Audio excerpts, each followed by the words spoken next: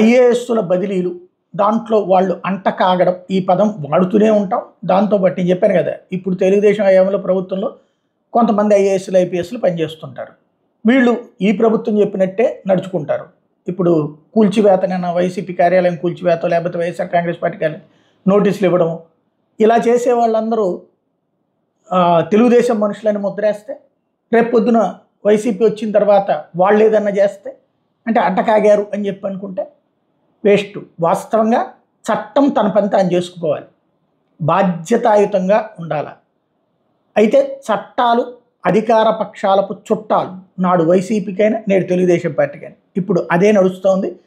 కాకపోతే దాంట్లో వార్తలు రాసే క్రమం తేడా ఉంటుంది. విశాఖ, తూర్పుగోదావరి, గుంటూరు కలెక్టర్లని జీఏడీకి రిపోర్ట్ చేయమని ఆదేశించారు. రాష్ట్రంలో 18 మంది ఐఏఎస్ అధికారులు బదిలీ చేశారు. 12 జిల్లాల కొత్త కలెక్టర్లని నియమించారు. కొందరు పోస్టింగుల మీద విస్మయం వ్యక్తం చేశారు. కొంతమంది వైసీపీకి అంటకాగినా సరే వాళ్ళకి పోస్టింగ్లు ఇచ్చారు అన్నట్టు వార్త రాసుకొచ్చారు.